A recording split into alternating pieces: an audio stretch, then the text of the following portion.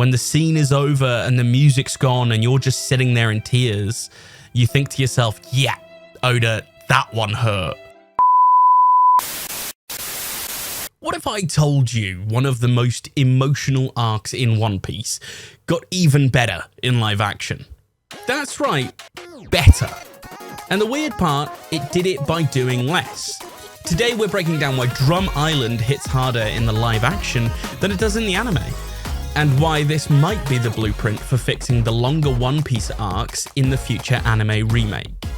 Drum Island for me has always been that arc, the one that introduces Chopper, the one that makes people cry, the one that fans point to and go, yeah, this is where One Piece starts to get real. But here's the thing that nobody talks about. The anime version is messy. Not bad, not even close to bad, but it is messy. And the live action version, it trims all the fat, it sharpens the emotions, and suddenly the same story feels way more powerful. So let's break down exactly why that happens. The anime version of Drum Island is like a side quest that forgot it had a main mission. You know, you're playing this video game and it's got comedy bits and it's got extra reactions and it's got extended fights, moments that are fun, but they don't actually push the story forward. And every time that happens, the thing that is important just gets diluted. The emotional core is refined in the live action. It surgically cuts that fat. Every scene now has a job to do. Nami is getting worse. Chopper is feeling isolated. Wapol is a threat. And we'll get onto that. We don't see the bunnies, we don't go wandering. And because of that, every emotional beat lands. Think of it like this. The anime is a long road trip with scenic stops, and the live action is a straight sprint to the finish line. But why is this one my preference? Because normally I would like the long road trip with the scenic stops. It's Hiriluk. In the anime, Hiriluk is memorable. He's loud, eccentric, sure, almost chaotic in how he just manages to exist. He crashes into scenes like a bull in a china shop, and that works to a certain extent. But it also means his emotional weight sometimes gets tangled up in the Tom and Jerry type noise. The live action version does something far more adventurous in my eyes. It calms him down. He's not boring. He's just focused on the things that Hiriluk as a character I believe should be focused on. Now, Hiriluk doesn't feel like a cymbal shouting his philosophy at you. He feels like a man who needs you to believe in what he's saying. There's a fragility under everything he says. Like if he stops talking about hope or cherry blossoms for even 1 second, the whole world might collapse. And that changes everything about this performance. This actor is killing it, because when he laughs, it doesn't feel like a gag anymore. This Hiriluk laughs like a pirate, like a free man, like someone who has experienced things that you truly can get on board with the moment you meet him. I'll be honest, when I first meet Hiriluk in the anime, it takes me a little while to warm up to him.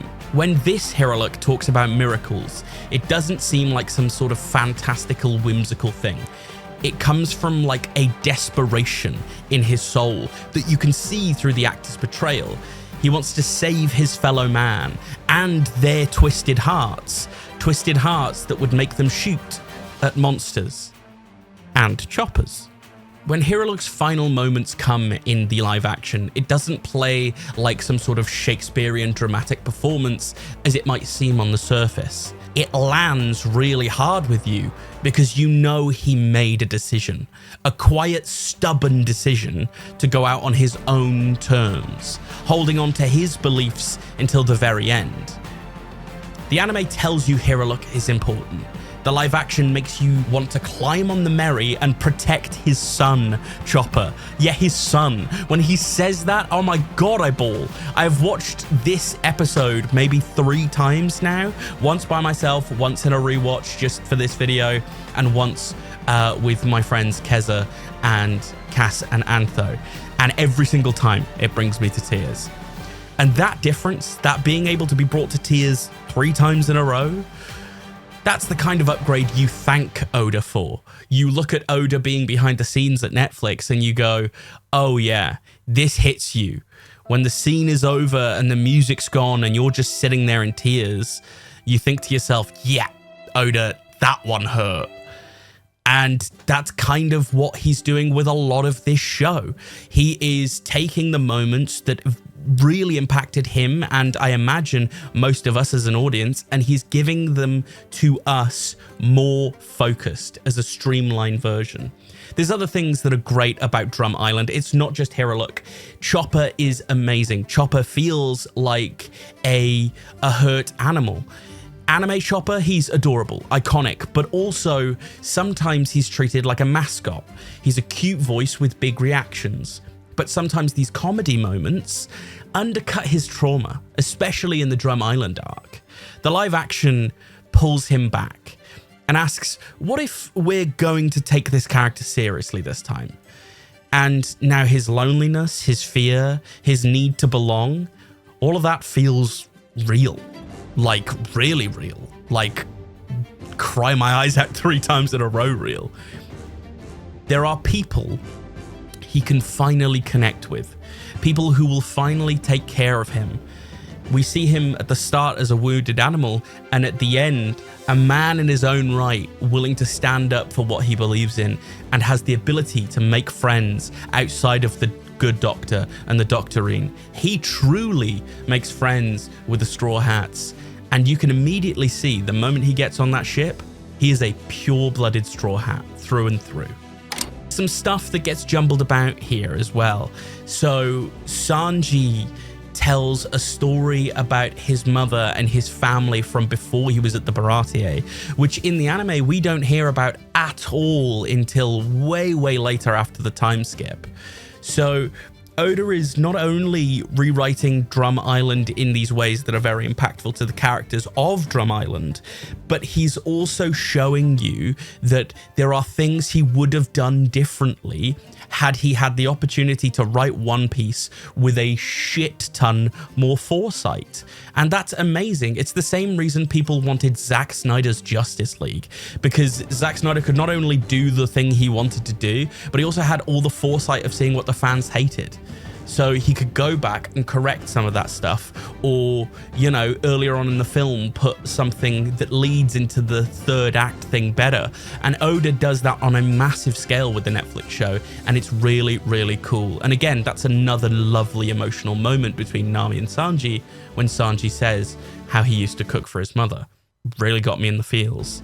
Now, let's talk about Wapol for a moment, because there is something about the Wapol fight that I'm less happy about, but mostly way more happy about. So, Wapol in this feels like so much more of a threat than he did in the anime. Oh god, Wapol was just a cartoonish villain in the anime, and that's fine because it's One Piece and there's a bunch of cartoonish villains in One Piece, but Wapol felt closer to Foxy than a real threat in the original Drum Island arc for me. Now, in this one, he's a little bit body horror, he's a little bit gross, and he's a lot of bit threatening and violent, and beating him means something from a political view, from an emotional view for Vivi, and definitely from a view of, well, that was a hard villain that we needed to overcome. Luffy doesn't just dog walk him, he gets help both times. He like flings him around the room. First, he needs Vivi's help to shut his mouth, and then secondary, he has Sanji's help to do the air assault. So he feels like much more than just a Luffy cakewalk than he does in the anime to me, and I think that's a really good upgrade, especially when it comes to his grotesque soldiers. His grotesque soldiers that the rest of the Straw Hats have to fight, wow, they are very good and a very big upgrade for me. That is something I loved way more in the live action than I did in the anime. And here's the thing I didn't like too much. Wapol shoots at the flag in the anime, and it's in this big moment where they're all outside and Luffy is atop the castle. Now, in this version, Luffy is inside the castle. They're all inside the castle. And scenically, it is just a little bit less epic, but the moment still carries the weight that it needed to. And I completely understand that there might come some budgetary restraints with shooting outside of the castle, because I imagine not all of outside of the castle was a real set. That stuff might have been pretty CG. I kind of think it was, from what I remember, as they climbed up the first time. So I can understand why a Wapol fight outside might not have been the greatest thing, but also it's such a beautiful set where they do fight. And honestly, I was okay with it. I was fine with it by the end of it, but that was sort of a nitpick that I sort of thought was kind of worse than the anime. But I'm really struggling to find stuff that is worse than the anime. The one other thing that is a thing for me that I would have liked them to include in the live action, but they didn't have to, is that I would have loved a moment where all the people tell Dalton that they want him to be king. I think that would have been a really nice thing. And then in that moment, Dalton could announce in front of Chopper that he's changing the name from Drum Island to the Sakura Kingdom, which is all events that happen in the manga and anime. But aside from that, there is so much to love about Drum Island and how they actually improved upon the storytelling elements of it. Now, I know some people might miss some of the side quests and stuff and wish that the live action people got to it, but I don't. And this is ultimately my opinion.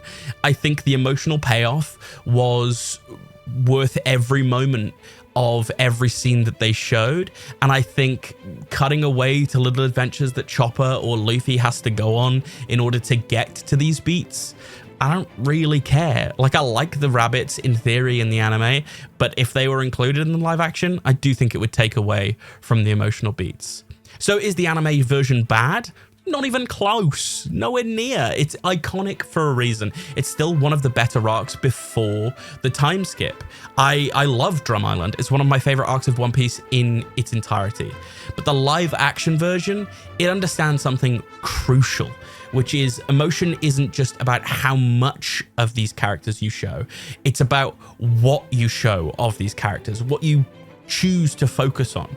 By tightening the story and grounding the tone and treating all of its characters like real people, that is very important to this live action working well, is that Chopper is a real person and that Hiriluk is a real person, and Luffy treats the memory of Hiriluk and Dalton and especially Chopper as a person, shows that every single person who interacts with each other in this show is destined to have interacted with each other in that way. It turns Drum Island into something cleaner, in a lot of ways a lot stronger too. And if future seasons keep doing this, we might be looking at the first adaptation that doesn't just recreate One Piece, but improves upon it. So I think Oda's going to learn some lessons from this, and I think he's going to carry this into the One Piece, which is the anime remake of One Piece. But you tell me your thoughts in the comments down below, whether you think Oda is going to take such sharp cuts there, or whether you think it's going to be closer to something like One Piece. Anyway, I've been Yu-Gi-Oh! Peace.